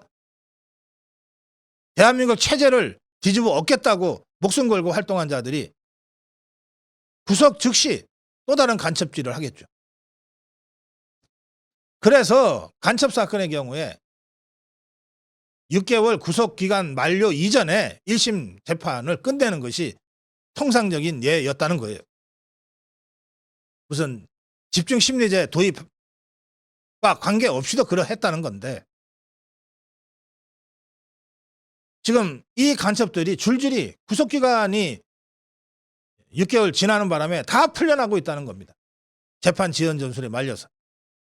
물론 간첩 피고인, 간첩 피의자도 대한민국의 법적 권리, 변호인의 조력 이거 받을 수 있어요. 하지만 재판을 의도적으로 지연시켜서 간첩 혐의자를 풀려나게 하는 것은 증거를 인멸하게 하고 간첩 활동을 재개하는 데 도움을 주는 행위이기 때문에 묵과할 수 없다는 겁니다. 도대체 민변 출신 변호사들이 왜 이러는지 이유를 알 수 없다. 이게 조선일보의 사설입니다. 그런가 하면 간첩 혐의자들 뿐만이 아니라 정치 사건의 경우에는 더 심각합니다. 3년 이상 결론이 나지 않고 1심이 끝나지 않은 재판이 있습니다. 법원행정처가 국회 법사위에 재판 지연 관련 주요 형사사건 현황보고 요약본 자료를 제출했는데 이 법원행정처 자료에 따르면 울산시 선거개입농단 사건이 있죠. 이거 3년 5개월째 1심이 진행 중입니다. 3년 5개월. 이 3년 5개월 동안 이 사건으로 기소된 자들은 어떤 불이익도 받지 않고 그냥 정상적인 일상생활과 정치활동을 하고 있습니다. 조국이는 1심 선고나는데 3년 1개월 동안 걸렸어요. 이 기간 동안에 유죄 확정이 되지 않았다고 서울대에서 징계도 하지 않고 교수 해임도 하지 않아가지고 월급 착착 받아가면서 지 할 말 다 하면서 전국 북토크까지 하고 다녔습니다. 더불어민주당 최강욱이 이동재 기자에 대한 명예훼손 혐의 사건 1심이 1년 9개월째 진행 중이에요. 1년 9개월째. 이자 유죄 확정되면 금고 이상의 형으로 유죄가 확정되면 국회의원직 바로 박탈당하는데 여전히 국회의원 짓 하고 있습니다. 무소속 윤미향 정의기억연대 후원금 횡령 사건 2년 5개월 만에 1심 선고가 났어요. 이자도 금고 이상의 형이 내려지면 국회의원직 바로 박탈당할 위기에 있었습니다. 그런데 여전히 국회의원 짓 하고 있어요. 법원행정처는 증인과 피고인이 많거나 사건이 병합돼서 이런 일이 벌어졌다고 지금 변명하고 있는데 이게 말이라고 합니까? 이명박 대통령의 다스 사건, 전직 대통령 사건인데도 6개월 만에 끝났어요. 1심이. 김기춘 전 비서실장, 조윤선 전 장관 블랙리스트 사건 1심 5개월 만에 끝났어요. 최서원 씨 국정농단 사건 1심이 1년 3개월 만에 끝났습니다. 결국 뭐냐? 우리 자유파 진영의 이 피의자나 피고인들에 대해서는 아주 정광석화 같이 유죄를 때려놓고 저 종북 주사파들에 대해서는 끌 수 있는 최대한 시간을 끌어서 유죄가 나더라도 그 안에 임기 다 채우게 하고 누릴 혜택 다 누리게 해왔다는 겁니다. 이게 김명수라는 자의 사법농단입니다.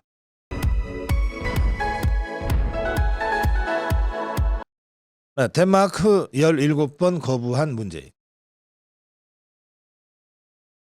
덴마크가요 2020년입니다. 2020년 문재인 종북 주사파 정권 때 문재인이한테 우리도 6.25 때 630여 명의 의료진을 보냈던 나라다. 앞으로 한반도에 6.25와 같은 그런 상황이 또 생기면 직접 참전해서 힘을 보태겠다. 이렇게 그 뜻을 전했어요. 그런데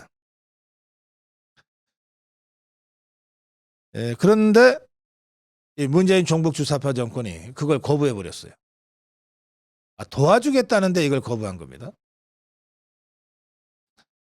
덴마크는 6.25 때 630명의 의료진을 보내고 또 정전 후에도 유엔사 회원국으로 한국에 연락장교를 파견했습니다. 그런데 최근 북핵 위기가 점점 고조되고 심각해지자 유사시에 우리도 참전하겠다 하는 유엔사 전력 제공국이 되겠다 이렇게 제안을 한 겁니다. 그런데 문재인 종북 주사파 정권은 이 전력 제공국은 6.25 전투 파병 국가만 가능하다. 그런데 덴마크는 의료 지원만 하지 않았냐? 이러면서 불가하다. 이렇게 답변을 낸 겁니다. 이 제정신들입니까? 확실히 이 문재인 종북 주사파 정권이 제정신이 아닌 정권이에요. 덴마크 말문이 막혔죠. 도와주겠다는데 겉으로라도 환영 한마디 정도는 나와야 되는데 당신들은 의료 지원만 하지 않았냐. 그러니까 전력 제공국 유사시에 파병하겠다고 하는 전력 제공국에 낄 자격이 없다. 이런 식으로 거절 모욕을 당한 것 아닙니까? 예, 덴마크가 모멸감을 느끼고 당황했다고 합니다.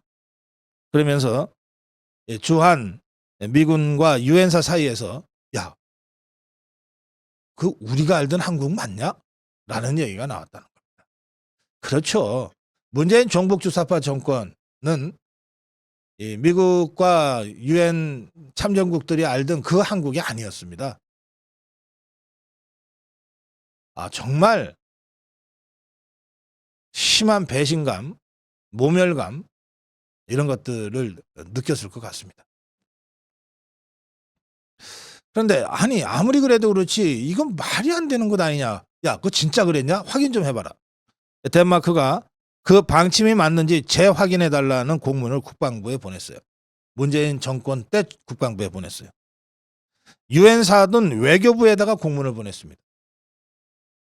그런데 국방부, 외교부 모두 안 된다는 입장을 고수했다는 겁니다.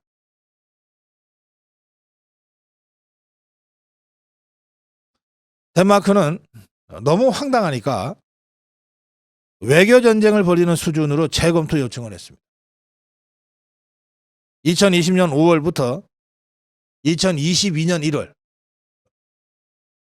문재인 정권 마지막까지 20개월 동안에 모두 17차례에 걸쳐서 우리가 전력 제공국이 되겠다. 유사시라고 하는 의사를 계속 전해왔어요. 거의 뭐 한 달 또는 한 2달 만에 한 번씩 이 의사를 전한 겁니다. 한번 해보자. 아마 덴마크가 이렇게 열심히 너네 어려울 때 우리 돕겠다고 한 나라도 아마 처음일 겁니다. 참 우리가 뒤늦게 알긴 했습니다만 정말 이 낯이 화끈거립니다. 모두 거절당했어요. 17번이나. 그리고 마침내 윤석열 정부가 들어섰습니다. 윤석열 정부가 들어서자 덴마크가 18번째 요청을 했습니다. 윤석열 정부는 바로 덴마크의 요청을 받아들여서 유사시 전력 제공국이 됐습니다.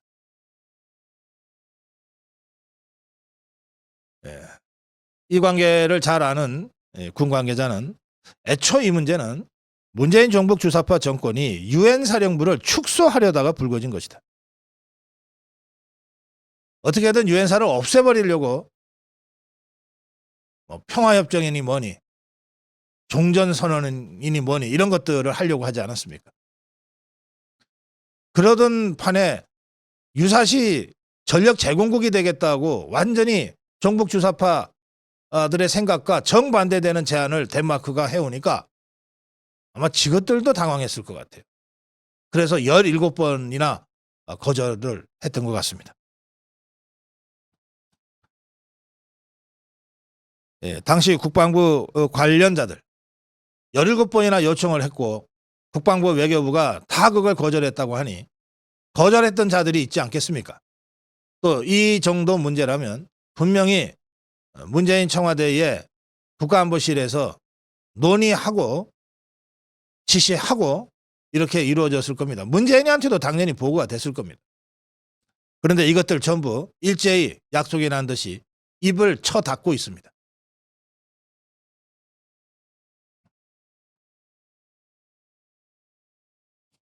이거 그냥 넘어가야 되겠습니까? 아니면 적어도 진상규명을 위한 조사와 수사는 해봐야 되는 것 아니겠습니까? 조사와 수사를 촉구합니다. 한정공대 총장에 대한 해임을 건의 할 예정이라고 합니다. 한정공대. 이거 저 문재인 종북 주사파 정권제 대표적인 포퓰리즘 정책으로 나타났던 겁니다. 탈원전 때문에 수십조 적자가 쌓인 그 한전이 추가로 돈을 내서 한전공대라고 하는 것을 호남 지역에 만들었어요. 정권 바뀌면 계획이 백지화될까 봐 건물을 하나 달랑 지어놓고서 개교부터 시켰습니다. 대못 받기를 해놓고 간 거죠. 이 한국에너지공대, 줄여서 한전공대인데, 이 한전공대에 대한 산업통산자원부, 한전을 관장하는 산업통산자원부, 산자부가 직무감찰을 했어요.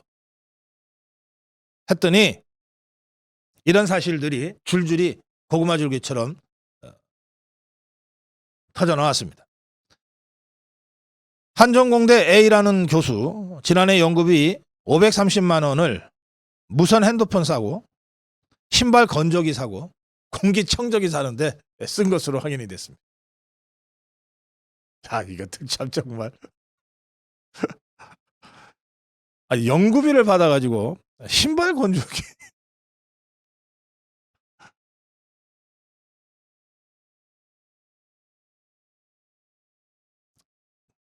아니, 무좀이 있으면 약을 바르지. 예, B라는 직원, 카페에서 법인카드로 포인트를 아예 결제를 해두고, 그 다음에 본인의 휴대전화번호 뒷자리를 입력을 해야 그 포인트가 사용 가능하도록 설정을 해놓고 개인적으로 야금야금 썼답니다. 아, 이건 뭐 그야말로 도둑질이네. 지능형 도둑질이네.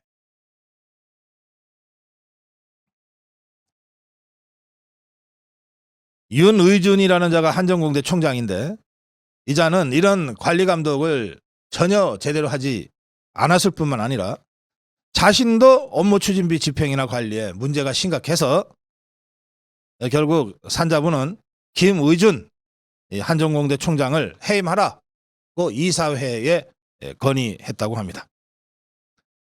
한전공대 감사 결과, 이거 학교가 개교한 지가 2년인가 밖에 안 돼요. 문재인 정권 말기에 그냥 건물 하나 지어놓고 학생 모집해서 개교를 시켰기 때문에.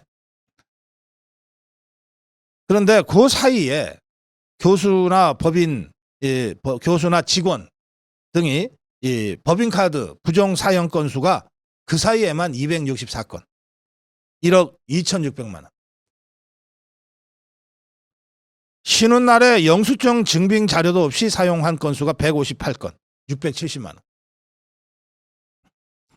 같은 날 같은 장소에서 분할 결제된 건수가 19건에 1,000만 원. 이 법카 유용 백태가 한전공대 감사에서 다 다시 드러난 겁니다. 일도 하지 않고 시간의 근무수당 받아간 경우도 적발됐습니다. 팀장급 한 직원은 퇴근하고 나서 외부에서, 학교 바깥에서 사내 시스템에 접속을 해가지고, 이건 거의 북한의 해커 수준입니다. 접속을 해서 퇴근 시간을 바깥에서 입력을 했어요. 그래가지고 시간의 근무를 한 것처럼 컴퓨터 전산 조작을 해서 총 25회에 걸쳐서 320만 원의 시간의 수당을 받아갔습니다. 이자가 저 북한에서 해커 양성학교 나온 거 아닌지 한번 조사할 필요가 있겠어요. 47명의 교직원이 총 1,730만 원의 시간의 근무수당을 이런 식으로 규정을 위반하면서 받아갔습니다. 이게 수십조 적자로 허덕이는 한전이 대준 돈 갖고 이 짓들을 한 겁니다. 임직원들한테 제공되는 임차 사택, 이것도 다 지방이라 그러고 내려가면 다 집도 빌려줬나 봐요. 임차 사택 지원하면서 부동산 중개 수수료를 과도하게 지급을 한 사례도 적발이 됐는데, 이게 진짜 부동산 업자가 다 먹었을까요? 의심되지 않습니까? 산업부 협의나 이사회 의결 없이 내부 결재만으로 직원들의 급여를 인상했어요. 자체적으로 직원들끼리 급여를 전년보다 13.8% 인상했습니다. 이게 처음부터도 급여가 너무 많다고 문제가 많이 제기됐던 곳이거든요. 근데 지방까지 내려와서 해야 되니까 많이 줘야 됩니다 하고 애초에 그 급여가 높았어요. 거기에다가 직원들끼리 13.8% 인상을 했어요. 그래서 팀원급 직원 연봉은 300만 원에서 1,500만 원이 올랐고 처장 경우에는 연봉이 1,800만 원에서 3,500만 원 가까이 1년 사이에 올랐습니다. 그야말로 이것들이 세금 갖고 돈잔치 했네요. 네, 산업부는 한전공대 이사회에 윤의준이라는 자 총장 해임 건의하면서 법인카드 부정 사용 금액과 연구 목적에 사용된 연구비 등 총 5,900만 원을 환수 조치하도록 했습니다. 자, 한전공대 저는 폐쇄해야 된다고 생각합니다. 애초부터 태어날 필요가 없는, 그리고 꼭 필요해서 에너지 관련 대학을 만들 거였으면 전혀 다른 기획과 설계로 이루어졌어야 됩니다. 그야말로 정치권 나눠먹기 수준으로 선물지도시 그 빚에 쪼달리는 한전한테 부담 잔뜩 얹혀가면서 졸속으로 개교한 한전공대입니다. 이걸 유지해 가려면 어쨌든 계속해서 저 적자 덩어리 한전이 계속해서 돈을 대줘야만 되는 거예요. 이걸 왜 유지하고 있어야 됩니까?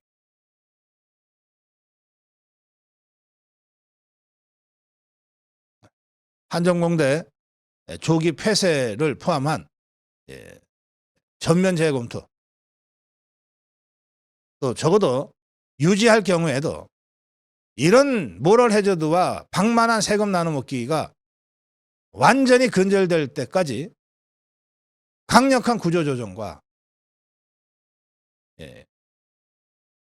직업윤리 확립을 통해서 운영을 해도 해야 될 것이다. 조기 폐쇄를 포함한 근원적인 대책에 대한 수기가 필요하다 말씀드립니다.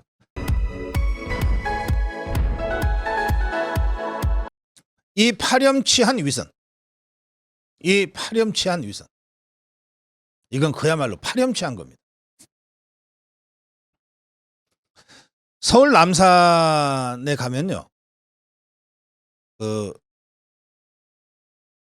남산 1호 터널 위쪽으로 가면 그 서울 유스호스텔이 나옵니다. 그 유스호스텔을 지나서 조금 더 가면 옛날 그 통감부 관저 자리가 나오는데요. 일본 통감부. 그 통감부는 지금 이제 없어졌죠. 그 자리에 기억의 터라고 하는 이 조형물이 조성이 되어 있습니다. 박원순이가 2016년에 일본군 위안부 피해 할머니를 기억하자는 추모공원을 거기에다가 만든 거예요. 아마 통감부니까 그걸 또 연계시켜서 그 자리에다가 굳이 기억의 터라고 하는 걸 만들었는데, 제가 지금 이렇게 설명을 하는 것은 제가 교통방송에 진행을 할 때 교통방송 진행 끝나고 나서 거기에서 가끔씩 거기 카페가 하나 있어서 그냥 차를 한 잔씩 했을 때가 있는데, 그때 그 조금만 더 가면 바로 이 자리가 나와서 제가 가봐서 압니다. 그런데 거기는 일부러 가지 않고서는 전혀 사람들이 인적이 없는 곳입니다. 아무리 통감부 자리라고 하나 지금 완전히 숲으로 우거져 있고 거의 지나다니는 사람도 없는 바로 그곳에 무슨 기억의 터를 만들었는지 제가 도대체가 이해할 수가 없어요. 하여튼 그런 걸 만들었어요. 자, 이 기억의 터를 설계하고 누군가가 작품을 만들었겠죠. 이 작품을 만든 자가 종북 주사파 진영의 이 문화 쪽이라면 첫 손가락을 꼽는 임옥상이라는 자입니다. 임옥상. 이 자는 한 4, 50년 전부터 이른바 민중미술가로 종북주사파 진영에서 아주 성과를 날리던 자입니다. 임옥상. 이 자가 그린 그림은 문재인이가 대통령 되자마자 청와대 뒤에다가 쫙 하고 멋있게 갖다 걸기도 했던 그 자입니다. 공짜로 줬겠어요? 엄청 돈 많이 받고 줬겠지. 이 임옥상이라는 자인데, 이 임옥상 이 자는 말이죠, 지난 6일 날 7월 6일입니다. 재판을 했는데, 재판을 받았는데 첫 공판에서 제가 그 범죄를 저질렀습니다라고 혐의를 시인했어요. 이 임옥상이라는 자가 시인한 범죄가 무슨 범죄냐? 10년 전인 2013년 8월에 이 임옥상이 자신이 운영하던 미술연구소에 일하던 직원을 강제추행한 혐의로 재판을 받고 있었는데, 첫 공판에서 제가 강제추행했습니다 이렇게 시인한 거예요. 부인하면은 더 무거운 형벌이 떨어질 것 같으니까 아마 변호사가 차라리 시인하고 형이나 좀 낮게 받읍시다 이렇게 조언하지 않았나 짐작합니다. 검찰은 이 재판에서 본인이 시인을 하니까 범행 경위와 내용과 추행 정도가 가볍지 않아서 죄질이 불량하다 그러면서 징역 1년을 구형을 한 상태입니다. 성추행범이에요. 성폭력범입니다. 이런 자가 다른 것도 아니고 일본군 위안부 피해 할머니들을 기억하자는 추모공원을 설계하고 작품을 만들었다 그러면 여러분 진짜 막 욕지기가 나지 않습니까? 토할 것 같지 않습니까? 이 자가 직원을 강제 성추행 한 사건은 2013년 8월에 있었어요. 이 자가 위안부 피해 할머니 기억하자는 기억의 터라는 추모공원을 만든 거는 2016년이에요. 성범죄 저질러 놓고 지는 위안부 할머니 추모하는 공원 내 조각 만들어 갖고 돈 벌어들이고 있었던 거예요.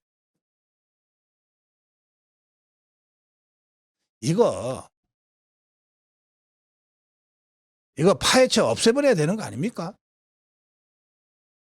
이 공간 자체를 없앨 건지 말지는 또 다른 문제지만 적어도 이 성추행범 임옥상의 이 작품만은 없애버려야 되는 거 아닙니까? 거기가 어디라고? 성추행범의 작품을 거기다 떡하니 갖다 놓습니까? 그래서 제가 파렴치한 위선이라고 얘기하는 거예요.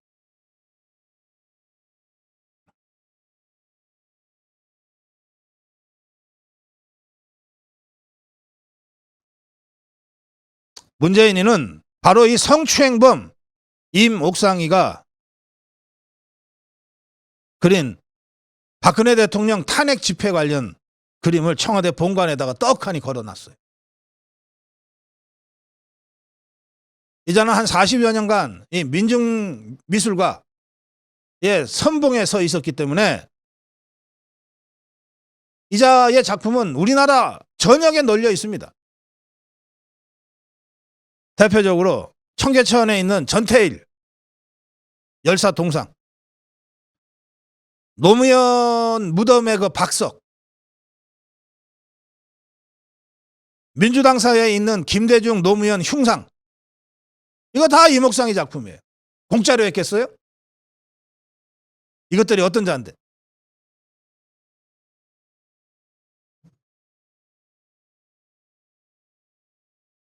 이 정도 되니까 저 종북주사파, 더불어민주당, 이른바 민중미술, 인간해방미술 했던 자들, 이 임옥상의 이 성폭력 사건에 대해서 한마디 말도 안 하고 지금 침묵하고 있어요.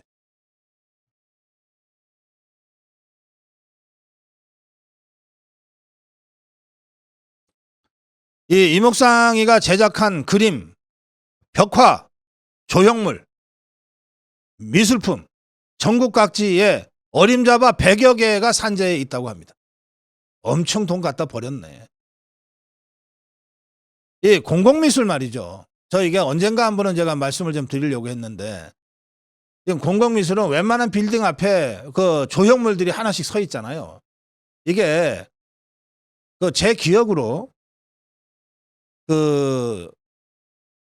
이 건설 총 그 비용의 1%인가를 의무적으로 이 공공미술을 세우게끔 돼 있을 겁니다. 1%인지 1% 같은데요. 그러니까 이게 뭐 보통 이 큰 빌딩 하나 지으려 그러면 몇천억 들잖아요. 1%면 몇십억이 되는 겁니다. 조 단위가 넘는 빌딩 많잖아요. 그러면 몇백억이 되는 거예요. 1%만 해도. 이 공공미술 이거 심각한 이 카르텔 커넥션 구조가 수십 년간 작동되어 왔던 겁니다. 지금 이목상이가 설치했다는 게 거의 대부분 공공미술, 공공조형물들 아닙니까? 이걸 좌파들이 꽉 잡고 있는 거예요. 공공미술을 보리로 한 좌파 생태계, 좌파 커넥션, 그 정점에 서 있던 자가 바로 이 이목상이라는 자입니다. 그러니까 웬만한 좌파 진영, 종북 주사파 진영에서 웬만큼 상징성 있는 건 전부 다 이목상이한테 갔던 거예요.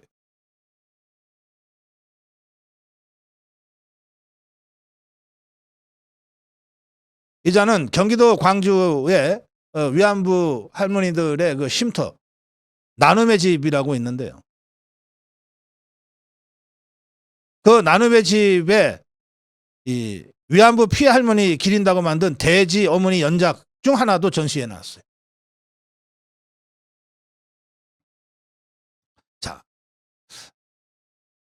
딴 건 몰라도 이자가 성추행, 그것도 정도가 심각한 죄질이 불량한 성추행을 저질러서 징역 1년을 구형받았고 본인이 시인했다면 다른 건 몰라도 위안부 할머니 관련 조형물들은 지가 스스로 알아서 치워야지.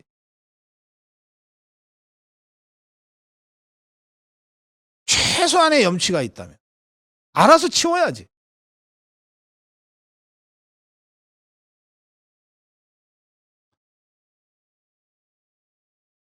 네, 조선일보는 사설에서 이 문제를 이렇게 결론 내리고 있습니다. 굳이 이목상이의 조형물을 그냥 둬야 된다면 그럼 그 옆에 표석을 하나 세우자. 이것은 성추행범이 만든 작품이다.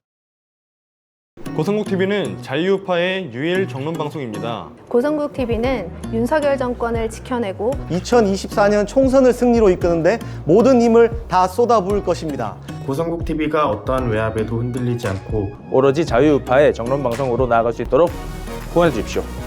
지금 바로 010-9045-3010으로 전화 주십시오. 정론방송으로 보답하겠습니다. 감사합니다. 고성국TV 화이팅!